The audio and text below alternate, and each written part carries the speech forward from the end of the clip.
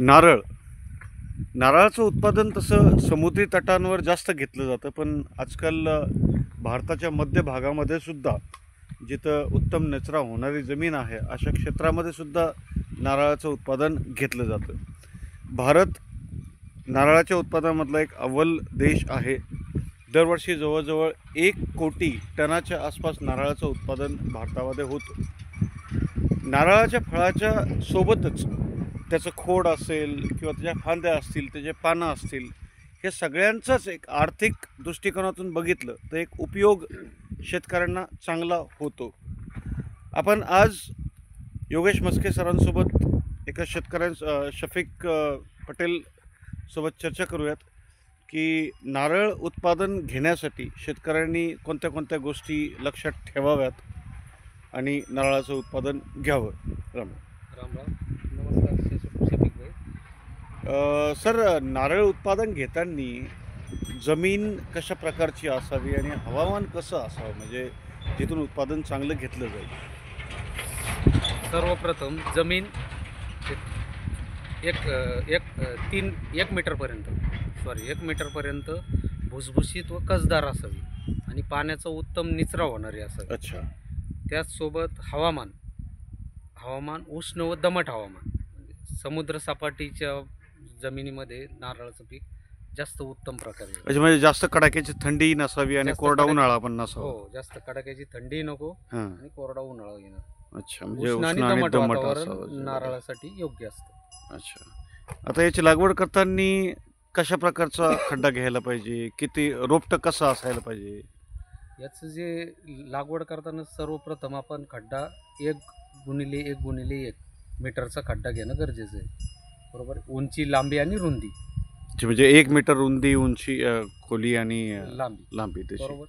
त्याचसोबत आपण जे आता खड्डा आपण एप्रिल-मे मध्ये घ्यायचा आहे, एप्रिलमध्येच घ्यायचा, उन्हाळ्यामध्ये, म्हणजे ज्या सगळे बुरशी वगैरे सगळे मेलेले असते जमिनीमधले. त्यावेळेत खड्डा घ्यायचा. त्याच्यामध्ये पालापाचोळा भरायचा आहे काही. त्याचसोबत 10 किलो शेणखत भरायचं, 2 किलो चांगलं कुजलेलं शेणखत असेल किंवा कंपोस्ट खत, दोन्ही भरता येत आपल्याला.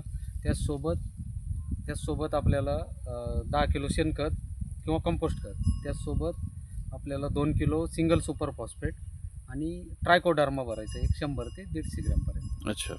प्रति खड्डा भरायचा. आणि त्यासोबत सुपीक माती 2-3 किलो भरायची त्यात.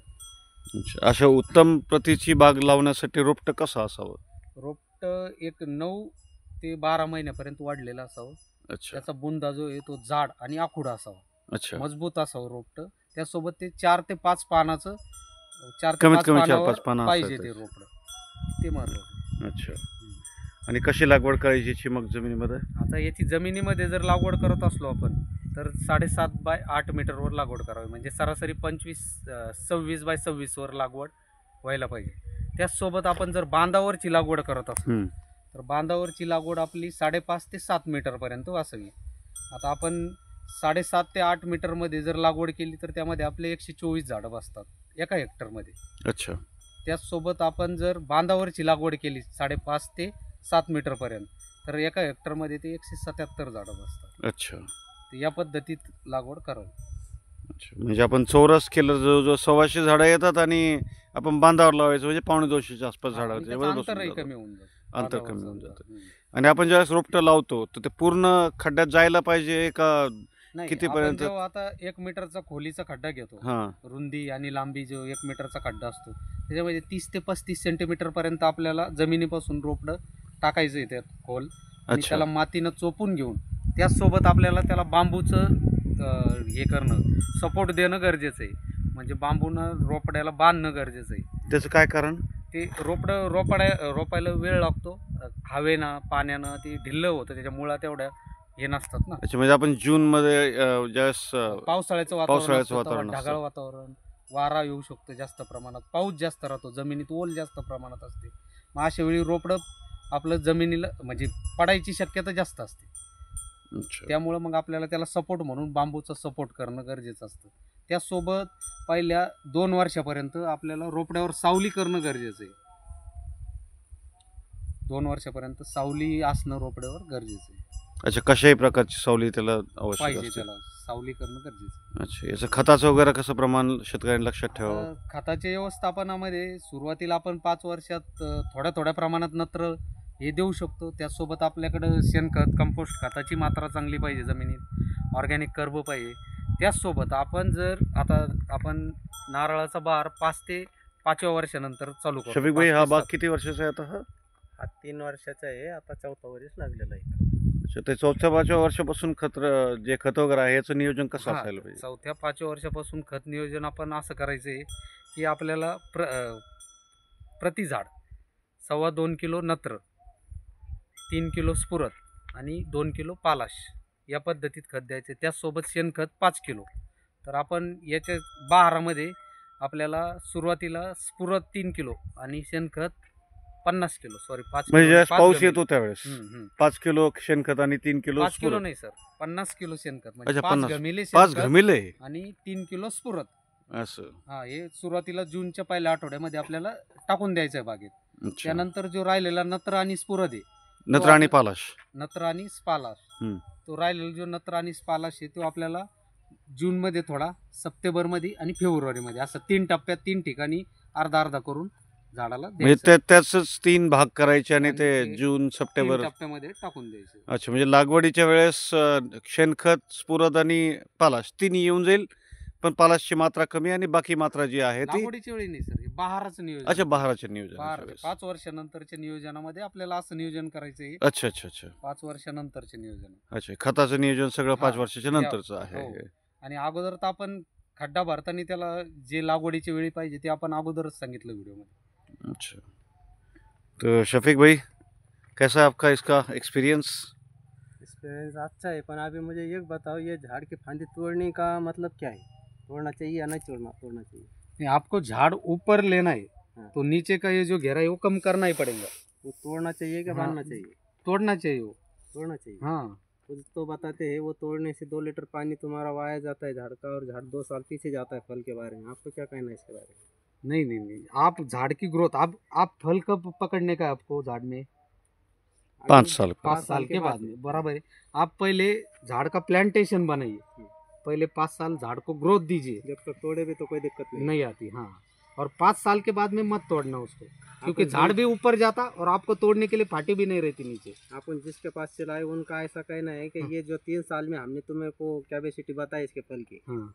अगर तुम इसका तोड़ेंगे हम्म। पत्ता, हम्म. इसके अंदर 2.5 लीटर पानी वो आया को जाएगा, वो झाड़ को नहीं मिलेगा, तो हम्म। तुम्हारे को 5 साल क्या 6 साल भी तुम्हारे को फल नहीं लगेगा. ऐसा उनका मकसद है. इसको अच्छा, बांधो मत, अच्छा। तोड़ो ना मत. हाँ, ये वैरायटी हाँ। कौन सी है?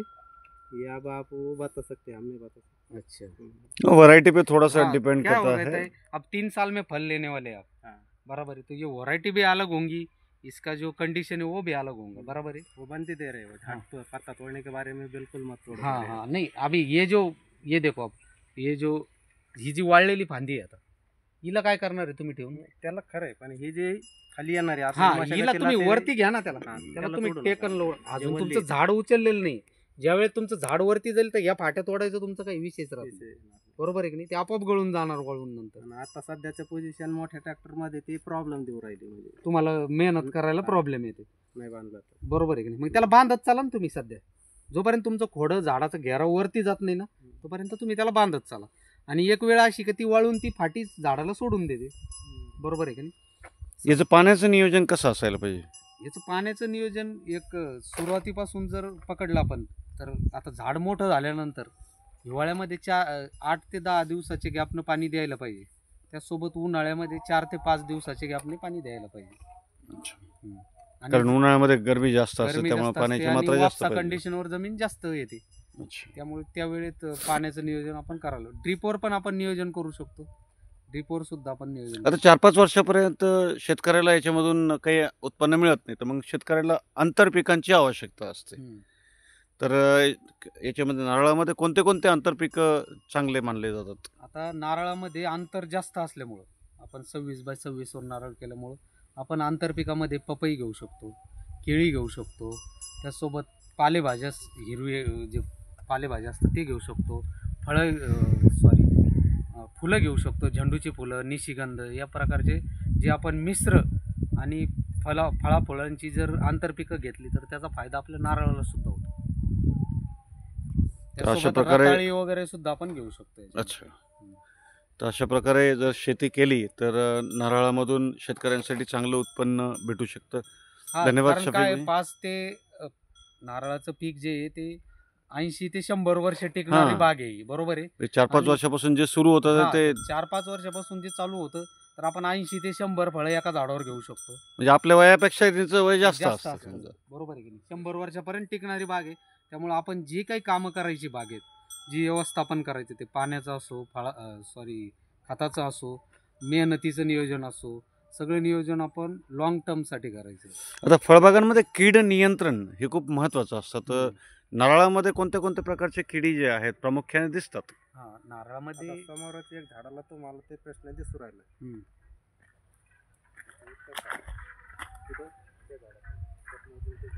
हा, आता हे जो भुस्सा बाहेर पडतो ना, तर ही जी सोंड्या आळी म्हणतात हिला, ही आत खोड पोखरत असते, त्याचा मऊ भाग पोखरून घेते ती आणि त्यातून तो तपकेरी भुस्सा बाहेर पडतो. अशा थोडंसं वेळी लिक्विड पण निघतं हा, त्याच्यामधून जरा. त्याच्यातून काही लिक्विड पण झाडाच्या खोडामधून निघतं ते आतून.